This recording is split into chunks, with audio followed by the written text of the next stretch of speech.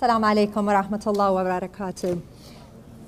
I'm both honored and humbled to be speaking with you with two of our best speakers, mashallah, not only in North America, but in the world, mashallah. So you have just feasted on inspirational stories, inspirational and educational stories. So I'm faced with the challenge of giving you practical advice on parenting tips, okay? And helping you to raise your parenting style to a higher level. Now, it's like you have just feasted on a buffet, okay? You've had your appetizers, you've had the main course, you even had your dessert, and I'm gonna offer you some Brussels sprouts, okay? Now, inshallah, Brussels sprouts are good for you, and this is gonna be, inshallah, beneficial.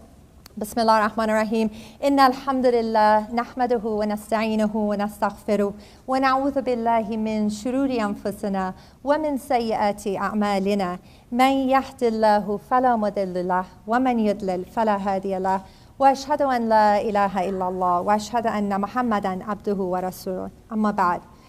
We were first amazed by all the things that Ustaz Nu'man Ali Khan told us, mashallah, a comprehensive explanation of the meaning of the word The purpose, it means purpose, lifestyle, leadership, the uniqueness. This is telling us the important role that mothers have. Who knew how many meanings that this one little word had, subhanallah. And in Arabic, any word that has a lot of meaning to it, the more meaning it has, the more important that it is. So Jazakallah khair for that deeper understanding of such a beautiful word. And we were completely blown away, mashallah, by all the stories of these amazing mothers. I'm sure you're all inspired.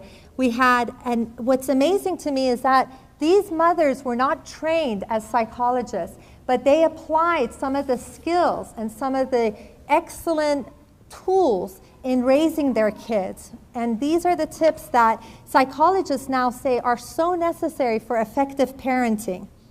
So you see the story of Sulaim, the mother of Anas ibn Malik, and how she empowered her son. She empowered him by making him feel so valuable. And that's by taking him to the Bay'atul Aqaba and getting him to meet the Prophet ﷺ. And not only did she value him, but she respected him by making him be the one who did the marriage ceremony between her and her husband. I thought that was beautiful. And Ammar modeled the behavior of courage by going into the battlefield. She didn't just speak it. She didn't just say, be a good Muslim, be courageous. She embodied it and she modeled this behavior. And she was in the battlefield protecting the Prophet ﷺ. So she walked the talk. And that's what it takes. As far as being a parent, you need to walk the talk because that's how children are going to respond. Sumayya radiallahu anha, she was the first mother, the first martyr, and she demonstrated strength and conviction by her actions.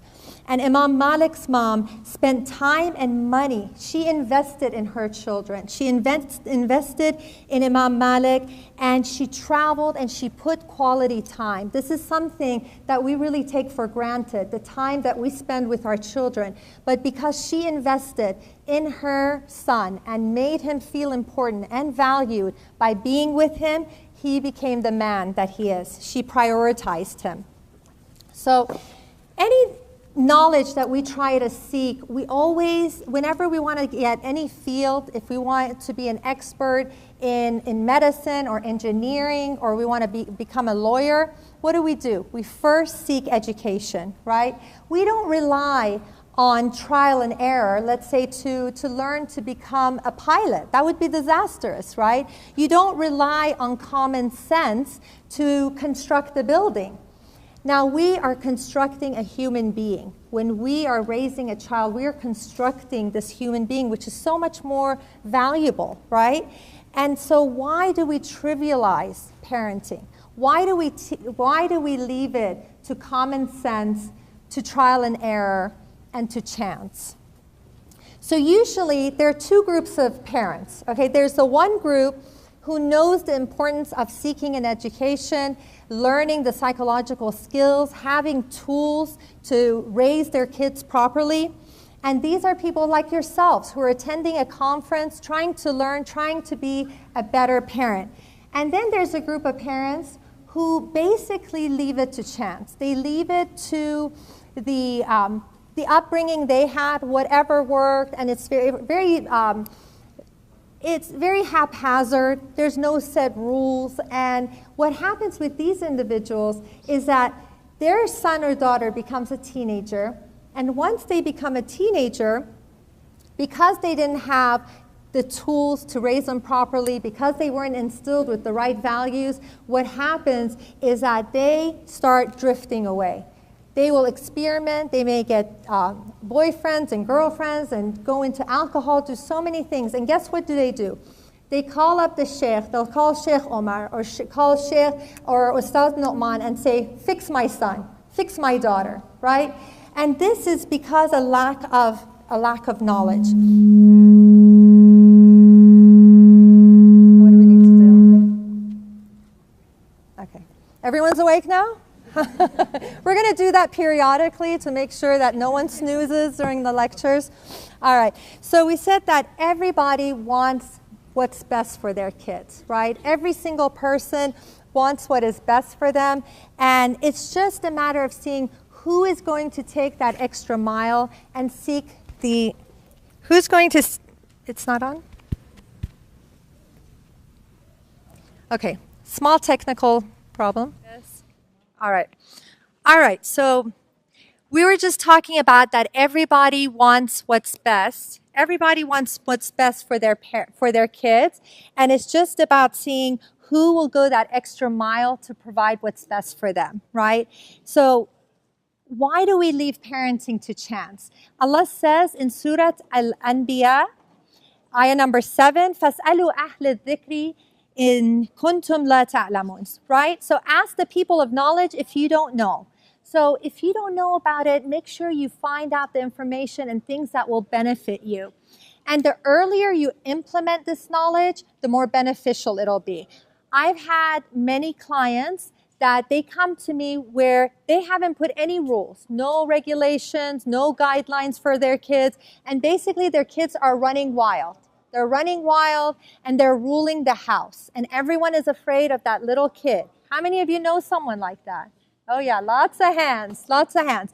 And you know, it reminds me actually of the hadith of the Prophet sallallahu alaihi wasallam, that he said that one of the signs of the Day of Judgment is when a slave girl gives birth to her master, right? And when I first heard this, it's like, what does that even mean? Maybe you were puzzled about it too, but it's referring to mothers being ruled by their daughters, right? And this is a phenomenon in society.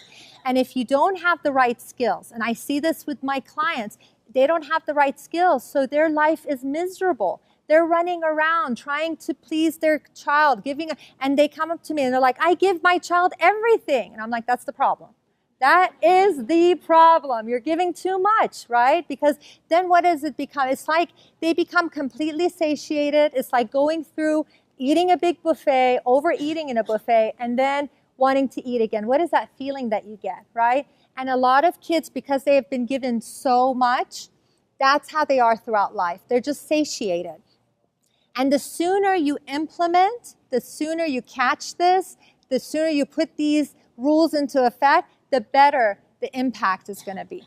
And I have individuals, I have one that I'm working with right now. Her child was really out of control. But after applying just a few of these skills, she has seen her transform.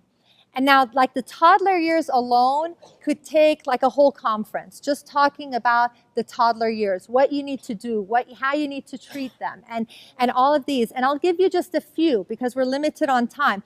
One of the things that you could do with, let's say, toddlers is if the first year you respond to them, they're crying, they need something, you tend to them. That first year is critical.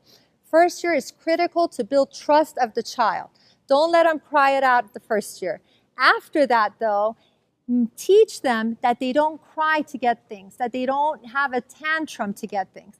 I had my son, he's here right now, and he I had taught them from like 18 months old, and my little girls right here, mashallah, and they had learned from 18 months old that if they cried, I'm not gonna give them what they want until they stop crying. So at a very early age, they learned to control, to hold back. They wanted to be out of the crib, they're crying. I'm like, bidun beki, or without crying, and they would, pull themselves together, and that's when I would respond. And that taught them that, look, if you have a tantrum, I'm not responding to that.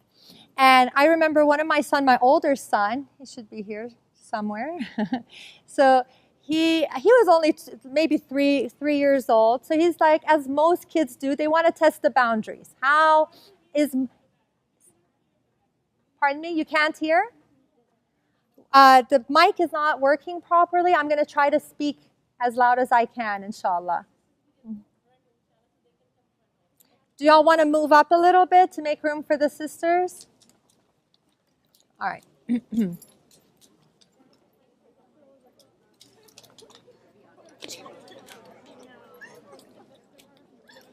Men, you are totally outnumbered. You are outnumbered, mashallah. All right, that's cozier. This is nice. All right. Yeah, let's make room for our sister. So great.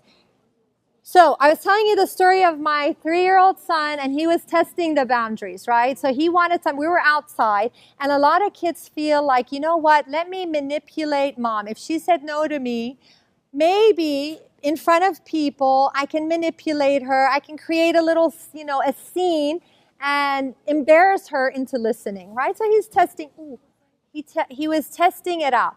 And he started, something he asked for, I said, it's not happening. And he started, the yelling. He was a really good boy. It was this incident, right? So he yelled and he screamed. And although, you feel it as a mom, you're just like, it's nerve-wracking. But I reacted as if it doesn't faze me. I was like, you can cry, you can scream. Nothing's going to happen except that you're going to lose your voice. That's it. And people, everyone's looking at you, like, getting those dirty looks. But you just ignore it. And you're doing the right parenting skill. And you move on. And subhanAllah, few weeks later, my younger son tried to test the limit. Okay, so he was yelling and screaming for something I had said no to, and without me even responding, my older son turns to him and he said, that's not going to work with mom. You're just going to lose your voice. So he learned the lesson. And these are the things I'm talking about, like as far as toddler years. There's volumes that could be said about that, a whole conference, like I'm saying. But it's really important not to reinforce the bad behavior. So if you don't want them to nag, you don't want them to have a tantrum in the middle of Toys R Us, then don't respond to it. Don't give in. You got to hold your ground. Now, all these amazing moms that we heard about, they had one thing in common, and that was that they had a vision. They had a vision for their children. They saw what they're capable of, and that is so critical, right? And you see that Muawiyah's mom, what she said is that I won't even accept for him to be the leader of just the Arab world. She saw that what her son was capable of. And that is what we need. And we need to see, and I ask you, what is your vision for your kids? Think of 4 or 5 characteristics. What do you hope for your kids to have? Characteristics. What do you think? Confidence. Okay, that's a great one. What else? Respect. Patience, right? Some of the things that were very important to me was I wanted my kids to be very faithful, confident, compassionate, and to add value. I want them to be people that give to society, not just take, but they're people who will contribute to society. And when you have these things in mind, like Stephen Covey in his 7 Habits of Highly Effective Families, he talks about starting with the end in mind. Whatever you want to do, you have to have that end in mind. You have to see, you want to build a house, you got to have a blueprint and you have to have a plan, right? And that the same thing goes with raising children. You have to see, what is it that I want my kids to achieve? And how am I behaving to achieve that? Am I getting what I'm looking for? right? Am I getting what I'm looking for? And the way you behave with your kids is going to create memories, okay? And these memories can either be warm, fuzzy, lovable feelings that gives your child strength and confidence, or they will be memories that will haunt your children. Now, many of you may think that the majority of people that come to see me in therapy is because of depression or anxiety, but really, one of the number one reasons that people come into therapy is because of the way their parents either treated them, the things they said to them, or the things that they didn't say or do for them. So this is a big phenomenon. This is a major issue that we're facing. And so you want to think about it and see, do you want to be a part of your children's acceptance speech? You know, where they're attributing their success to mom. It's like, it's because of mom, or it's because of dad, because of their belief in me, because of their confidence in me that I achieved these things. Or do you want to be the reason that they end up in therapy? So you have to think about that. Okay? And do you want to have your children, okay, and do you want your children to pray for you? Because we all know the hadith. It's working, alhamdulillah. Kind of. All right. We all know the hadith that it says when a person dies, all their good deeds end except all their...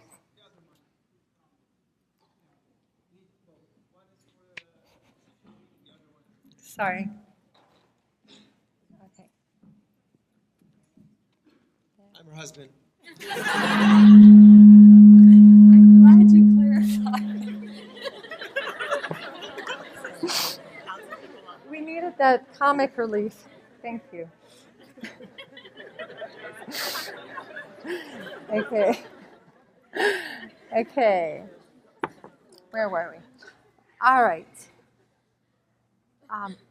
So we were talking about the hadith that when you die, all your good deeds end, except for three things, right? One of them is when you have a righteous child who prays for you, right? So here in this hadith is telling us one of the goals of parenting, in parenting is actually having righteous kids and having them pray for you, right? And in order to do that is that you have to build rapport, right? You have to have the rapport, and this is what I'm going to spend most of the time talking about, because a lot of times people go really hard about the Islamic principles, you know, the halal and the haram and being strict and restricting and all of that, without building the rapport, without communicating, without spending time, without having a good relationship. So if you want them to love you and you want them to make dua for you, then you need to build this rapport. And you need to make them love Islam, not fear it. And I think that is so essential. So every time you interact with your kids, you have that choice. You have the choice of, you know, making emotional deposits. Because with each person, it's like having a bank account. It's an emotional bank account. And every time you listen to them, every time you compliment them, you help them, whatever it is that you're doing, it is an emotional deposit. So when you're reacting and you have that end in mind, and you think that I want my kids to be like this, then even if you steer out of line, which we normally do, right? I mean, parenting is very difficult. I have three of my own, and I know how challenging it is. But once you know the end in mind, you can keep readjusting yourself. Do you know, what would you guess that a plane traveling from Dallas to, let's say, Chicago, what percentage of the time is it off course? What would you guess? What was that? Okay. It's actually 90% of the time it's off course. But how does it reach its destination? It keeps contact with ground control, and they keep readjusting to get back on track and reach their destination. And that's what we need to do as parents. There are times we may overreact. There are times we may be impatient and lose our temper, but we have to keep thinking about what is it that I want for my kids to achieve and get back online. Okay? What do you think was the attitude of these mothers? Do you think that the attitude of these amazing moms were like, I am so fed up with these kids. I'm sick and tired. They're driving me nuts. Do you think that that was their attitude? Which a lot of moms right now have that mentality, right? And what was amazing about them is that they saw the blessing that they had. They saw their children as an amana. They saw it as a responsibility, and it was something that they were very appreciative of. And they wanted to do the best with this amana that they had. And you find that there's so many people. I had several friends of mine who could not get pregnant. Okay, and they tried so many times and they had 4 miscarriages. And every time that she tried, she would have to have, it was like a $15,000 procedure just to get pregnant, subhanAllah. And she never got that baby. Now, if you appreciate the ni'mah that you have, you'll have a totally different attitude. You'll have an attitude of appreciation. You see them as a blessing and not as a burden. And having the right attitude in everything, if it's in business, if it's at school, and you have the right attitude, that's what's going to make you successful. If you take the example of, let's say, a student that has a bad attitude, right? A student that thinks that school is boring, I don't learn anything, it's a waste of time. What are they going to achieve if they have that attitude? The same thing with a parent. If a parent has the attitude that this is, I'm fed up, they're driving me nuts, this is so tiring, they're not going to be effective parents, correct? Now, how do you think we need to manage our attitude? What do you guess? How can we affect our attitude? It is through our self-talk. Self-talk is this internal dialogue that we have with ourselves. We're talking, do you know how many words a minute? 600 words a minute. Right now, you're talking to yourself, saying, what is she talking about? All right? And whatever you're saying to yourself affects the way you feel, your performance, what you achieve. And as a cognitive behavioral therapist, when someone comes to see me, one of the first things I start working on is their self-talk. Because what goes on in your mind affects your behavior. Now, what's amazing is that there's so much psychology embedded in the Quran and in the Sunnah. And as I was studying psychology, I was more and more impressed with all that was in the Quran that reinforces all the best positive behaviors. So for instance, Allah even encourages us to have positive thoughts. How does He encourage us?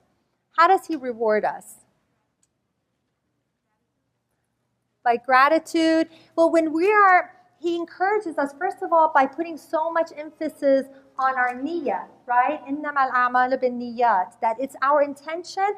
And also, if you have a positive intention, you want to go out and you want to, let's say, feed the hungry, and you want to do things for the refugees, but you never get out to do it, guess what? You're getting the ajr. So even He's encouraging us to have positive thoughts because it affects your heart, which affects your behavior. Okay? So, and it's really important when you have a good attitude, it's about being approachable and being accepting. A whole talk could be given on acceptance, because when the absence of acceptance of your children, accepting them as they are, accepting their ability, accepting their looks, accepting their intelligence, if you do this, you cannot imagine the results. And when you don't do this, it's disastrous. It's really disastrous. And the idea of being approachable, if you're approachable, that means you're smiling. You're smiling, you're friendly, and your kids feel like they can run to you and share with you. But if you're always frowning and you're angry and you're frustrated and you're losing it and mom's going to lose it and we're walking on eggshells with mom and we're walking on eggshells with dad, that's not being approachable. And if you're not approachable, guess what? They're going to go somewhere else. They're not going to come to you. They're going to go to their classmates. And so there are individuals, clients that I've had that they complain that their teenagers don't want to spend time with them. They're like, they can't stand us. They're just everywhere. And I ask them, I go, how do you make them feel? When they're with you, do you accept them? Do you make them feel accepted and loved? Because it's all about, it's not what you say to people, but it's about how you make them feel. So if you make them feel special, if you make them feel accepted, they're going to love being around you. You're not going to have to, you don't have to manipulate them. You don't have to guilt trip them into spending time with you. It's because they enjoy it, right? So we have to definitely focus on having the right attitude as a parent. And each of these remarkable mothers, they totally focused on building their children's self-esteem. If you notice that in every story, it was about building them and emphasizing that. And when you realize that every single one of us needs validation, right? We all need to hear, you're okay, you're doing great, you're on the right track. We need that. And so these moms gave them the validation. And there's two different kinds of validation. There's external validation and internal validation. What these moms did is they gave them that internal validation. They made them feel so good about themselves that they relied on their own moral compass. That moral compass that was telling them what's right, what's wrong, and whether you accept it or not, as a society, it doesn't matter. I'm going to do what's right. And that internal compass really strengthens a person. And it prevents them from going astray because they're not looking for other people's acceptance.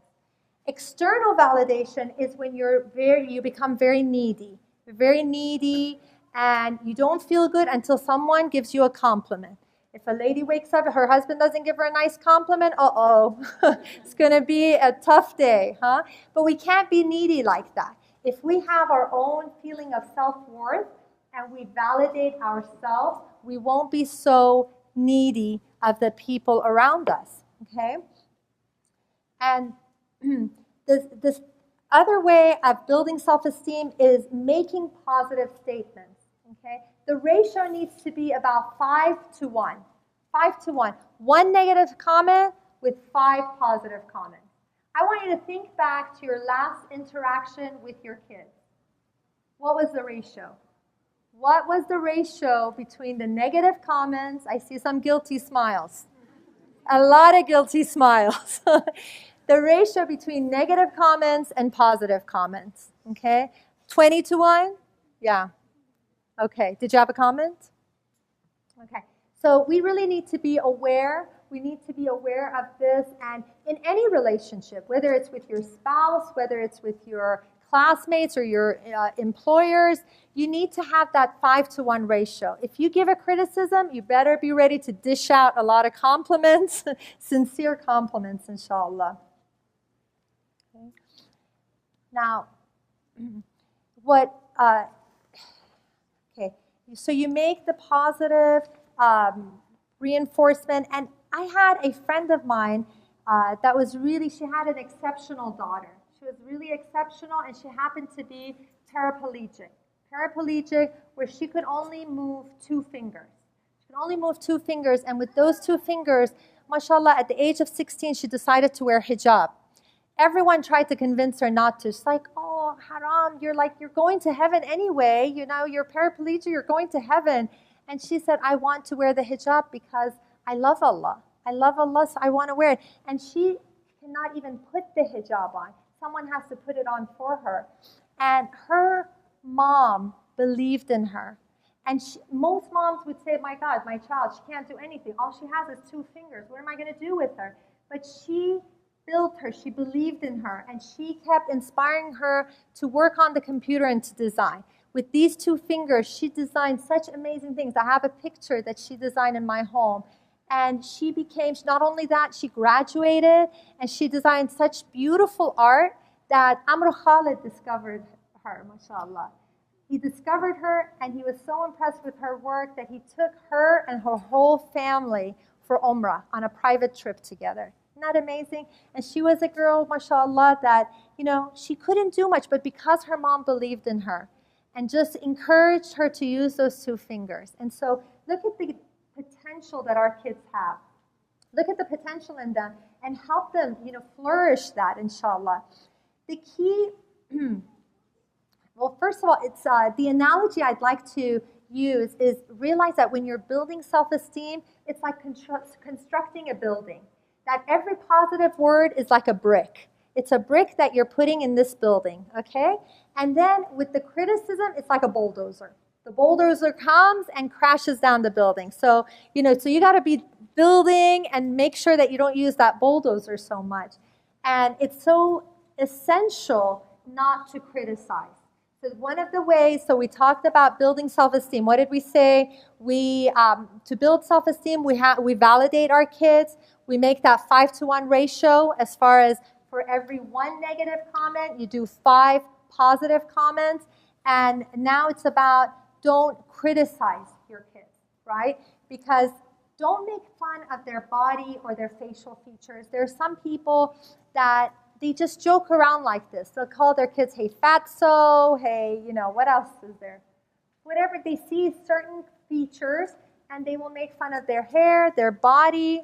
Has that happened to anyone that you know intimately? Yes? All right. So, you find that this has such a damaging effect.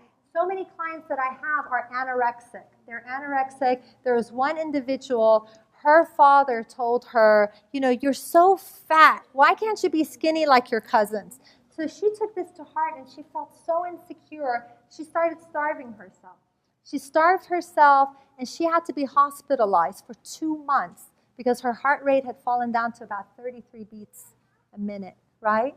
And so you don't realize what damaging effect this has when you criticize the way a child looks, the way, their weight, their grades. You have to really build them. And if your child is overweight, do something about it. Increase the activity, improve their diet without bringing so much emphasis on it. And it's so critical not to call them names. A lot of times parents, they get frustrated, they get annoyed, so they start, saying some really mean things. They will say, you stupid idiot, you can't, you're a loser, you can never do anything. And you have to keep that in mind. It's like, is that the image you want your kids to have? Because whatever you're saying, the criticism, the name calling, all of that, guess what that's going to be? It's going to be your children's self-talk. That is what they're going to say to themselves.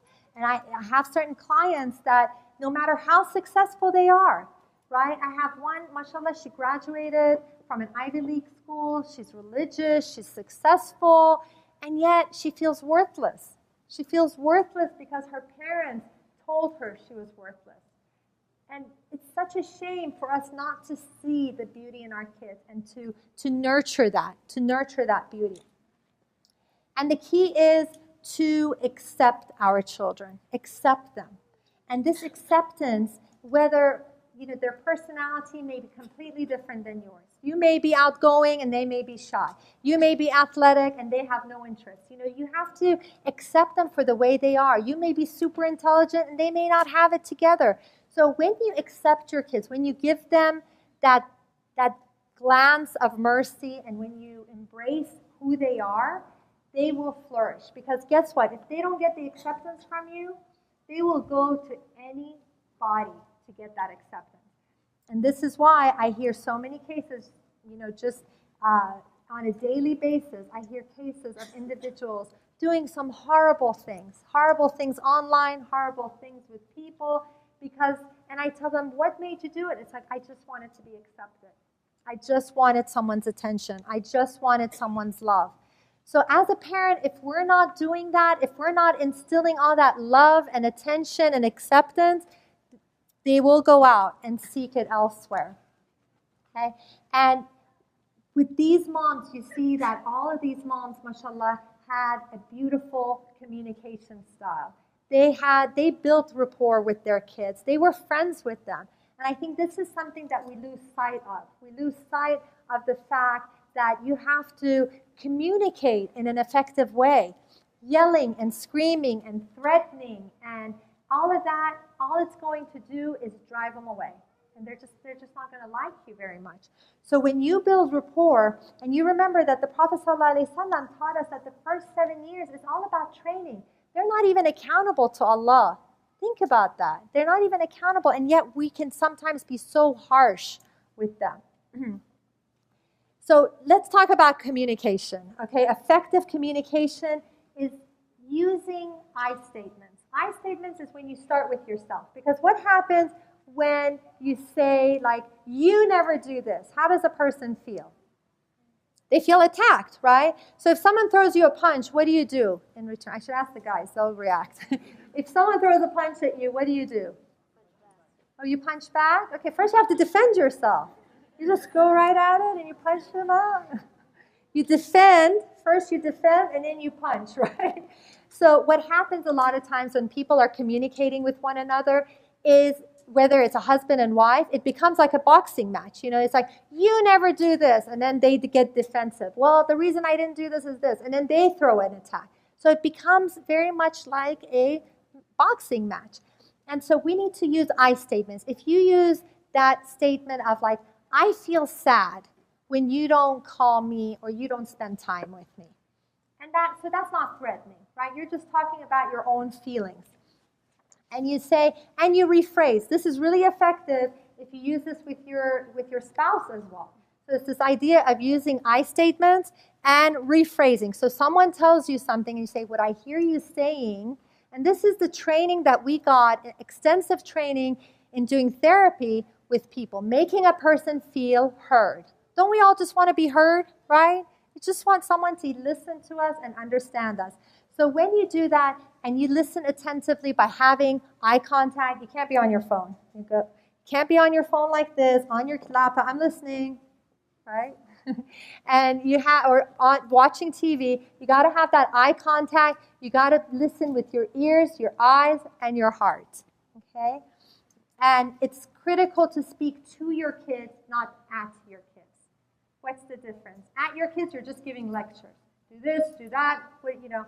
But when you talk to them, you wait for a response. It's an exchange.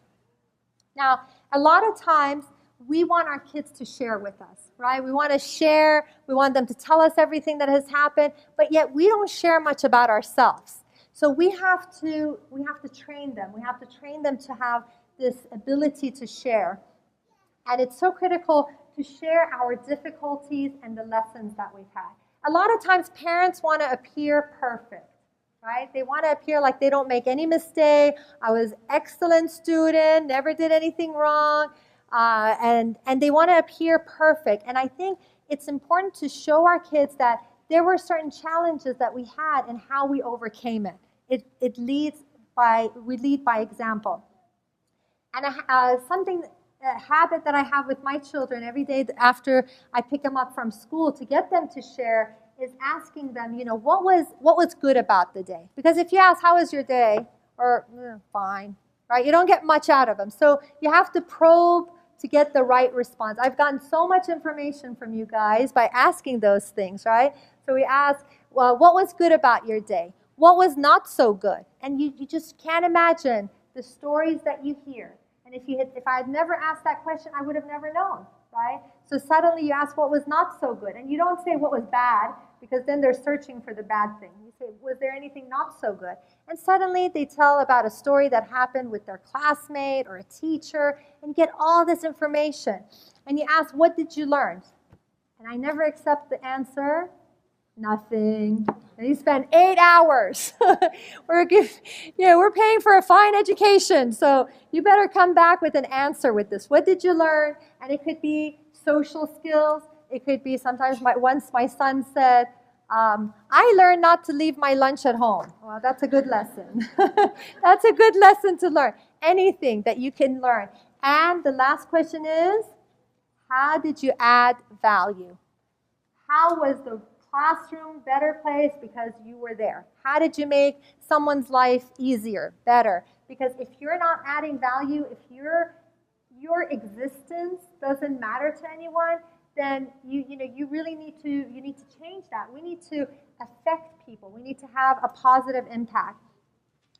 So that's a good way to get kids to talk and allow them to express themselves. A lot of times I think we're in the habit, and we're all guilty of it, of hushing our kids down, right? So we have to allow them to express their feelings, acknowledge their feelings, and another important thing is keeping the promises. How many times have you said, okay, if you're good, then I'm going to take you and we're going to go to the park? And that never happened. You never take them. And what's going to happen if you repeatedly don't keep your promises? They're going to not trust you, right? So even if something, you make a promise and you can't keep it, you have to explain to them. You got to explain and make sure that you don't lie, because this lying can really affect the trust and the emotions. Okay. I remember I had an Arabic tutor, and her child was acting out. And so she told me, she said, could you please tell my son that if he doesn't settle down, the police officer is going to come and take him away? I said, you asked the wrong person. I'm not saying that to your son. And you really shouldn't either, because what happens is that, first of all, it really destroys their sense of security. Or some parents are like, I'm gonna stop the car and I'm gonna leave you on the side of the road. Have you all heard that? Oh, I see some guilty laughs. All right. Well, that is destroying your kid's sense of security. They can't feel like, oh, mom's going to get mad, she's going to lose it, and I'm going to have to, be a homeless child. So you can't ever threaten them with things that you won't follow through on, right?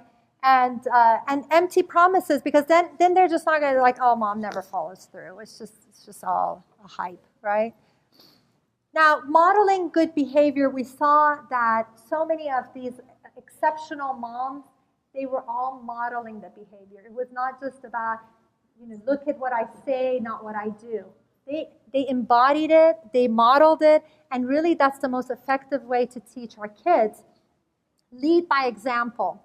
And I remember when I was pregnant with my first pregnancy, and I felt like, okay, my husband and I decided we have 9 months to get our act together, right? We have 9 months. And there's so much hikmah in the fact that it does take 9 months, because you can emotionally, psychologically, financially, spiritually prepare for this incredible transition, right? And so it's really important to see yourself as the model, that you try to model the right behavior. You may, like I said, you might go off track from time to time, but it's good to admit it and get yourself back online, okay? And if you ever see a trait you dislike in your kids, look within. Look within. If you see them angry, look within. If you see them excessively, let's say, rude or sad or impatient, it's a lot of times they model our behavior, right? And we usually get more frustrated by the negative traits that we have in ourselves. So just look within and try to correct yourself. There was an example of a woman, her daughter was getting in trouble at school because she was hitting everyone. She was hitting them. So guess how she punished her? Starts hitting her. We're not supposed to hit in school. Okay? It's like, it's pointless. So you have to model the right behavior. And we need to demonstrate the characteristics that we have. We have to really make sure that if we want our kids to be righteous, just like Sheikh Omar was saying, that if we want to be righteous, if we want our kids to be righteous, if we want our kids to memorize Quran, then we need to work on ourselves. And about apologizing to your kids. We all make mistakes, right? And when we can take ownership of the mistake, it's so powerful. I remember my mom, if she ever, went out of, she caught herself, she would always come and apologize to me. And I felt so respected as a little girl having my mom come and apologize. And I think, a lot of times we see kids who are not willing to apologize, right? That can be challenging sometimes, right? And so we need to model that. We need to model it by apologizing to our kids. And show your weakness from time to time, if it's age appropriate. I know one client had a real anger issue. She would break things, she would yell and scream. And through therapy, alhamdulillah, she learned coping skills. And she shared, she had teenage kids, so she could share with them. And she totally demonstrated how to have self-control, how to have anger management. So when we share our weakness, we say that the mommy has to work on her anger, and right now I'm getting some help. I'm working on it. I'm learning how to cope. That's powerful. because in the future they will have things that they will have shortcomings and they will learn how to overcome it. Okay? And you realize that all of this needs to be done, whether it's the good communication skills, building the rapport, spending time together and modeling good behavior before we can even start talking about the Islamic identity. Not that this is Islamic identity is of utmost importance, and sometimes people go directly to that and they only focus on that without doing the groundwork. This is so critical. You have to prepare the soil before you start planting the seeds, right? You can't just toss the seeds anywhere. So once you have their trust, once they love you, once you're spending time with them, and you make them feel heard and loved and appreciated and accepted, guess what? They're going to be receptive. They're going to listen. They're going to feel that mom or dad really wants what's best for us. And when you do that, that's when you can start establishing the Islamic identity. And this is really the essence of these, mashallah, this day conference has been about establishing that Islamic identity into our kids. And all of these moms did an amazing job. I mean, I'm so inspired by all these stories of how they sacrificed, they gave, and they put so much effort into, they didn't leave it to chance, right? They didn't leave it to chance. They didn't just make dua, oh, ya Allah, guide my kids. No, they strove. They strove in that and made sure, because you have to take the effort, right? And so, and what's really critical to do is create a positive association to Islam, create a positive association to the deen. The worst thing you can do is that you just scare them. Because there are some parents who just use the scare tactic, right? If you don't pray, you're going to hell. If you don't do this, you're going to hell. Like, everything is about hell and punishment and torture. And I mean, if with a young child, this is going to just create very negative association. You make them love. You got to make them love it. And I think that was something I'm so appreciative from my mom, is that she really made me love the deen. And it might have not been so much about the ritual, but it was about loving and respecting the deen. And I think when you have that, then it goes such a long way. And as long as you make them love the deen, and I had an example, one client, when she came to me, she said, my teenage daughter, she can't stand me. We're always in a fight, and I don't know what to do. And I found out that all she's doing is, telling her, just emphasizing it's haram, this is bad, the criticism. The ratio was, 100 to 0, right? 100 negative, 0 positive comment. So what I told her, I said, back off. No more haram, halal. Don't talk about that. Be her friend. I was like, when was the last time you had fun with your daughter? She's like, fun? We're supposed to have fun? I just have to make sure she doesn't know anything haram. I said, be her friend. So she started doing things that she could build rapport with. They started going out together. I'm like, take her out for lunch, buy her flowers, do something special. So she started doing this. After like 2 months of toning down, and then toning down the negativity, building her up, and spending time together, her daughter wrote her a card. And in the card said, Mom, you are my best friend. And that girl, she was about, and the analogy I told the mom, I said, you have your daughter at a cliff, and the cliff is symbolic of Islam, and you're about to push her off. If you say one more thing, that could be the thing that will just let her, she will leave Islam. And I've had examples of that. I've had examples of really practicing families that they have pushed so hard and they have suffocated so much that the kids are like, I don't want to have anything to do with this.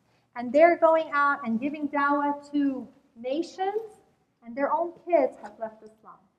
So when we teach about Islam, think about the end result, that you want them to love it. Are they going to love it if they hear hell, punishment, all of that? They have to feel excited. They have to feel like inspired about it.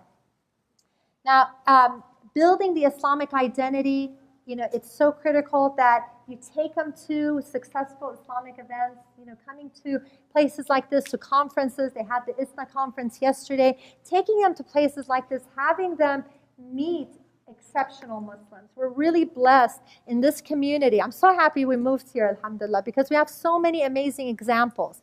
So many amazing examples that our kids can look up to. And we need to teach them about these heroes, these Muslim heroes. A lot of times if you ask the kids about a soccer player or a basketball player, they can tell you the details, height, their favorite color, where they were born, what did they do. And then you ask them about a Sahaba, and they may not even know the name. So we have to make sure that we're instilling the right values. And as far as Islamic education, always has to be at the home and in the school.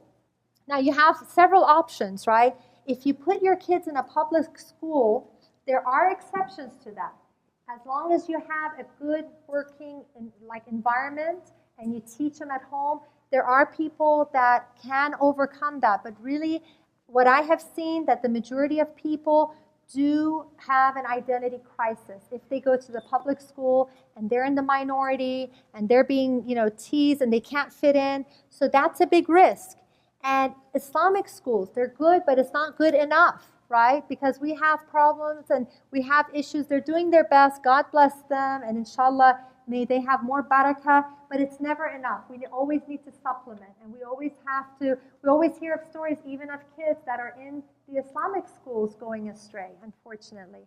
I had one client whose son was a hafiz, and he was leading Taraweeh, and she was spending like 4 or 5 hours a day teaching him, and he got involved with drugs, unfortunately. So we can't just feel too relaxed, like, okay, they're getting the education and we're relaxed. We always have to be, spending time with them, finding out what's happening with them, and it's so essential to make Arabic and Quran the essential part of their education. I mean, mashallah, this community has so many resources. So many resources. You don't have to go far. You can stay right here and get all the education you need, inshallah. And make sure that you surround your kids with the best righteous friends. Not just for them. A lot of times the focus is about who are my kids friends with. But it's about who are you friends with, right? Because whoever you're associating with, you are silently approving their behavior. And there is a example of a lady who's quite righteous, but she happened to have very liberal friends. She was never affected by it, but guess what? One of the daughters decided to emulate those liberal friends, and that's the path she chose. So whoever you're associating with, you're saying these are good. Their behavior is good. I accept them. You're putting the stamp of approval. So be careful who you're spending time with, and make sure that you are involved with the Islamic community. And I think if we put our time and effort into our kids, make them a priority, build their self-esteem, give them the acceptance that they need, then we will have a much better ability to affect their Islamic identity. So inshallah, that Allah gives us the wisdom, the patience, the love, and all the ability to try to emulate those moms, those exceptional moms who raise sons like that, mashallah. So jazakallah khair for your attention. Assalamu alaikum.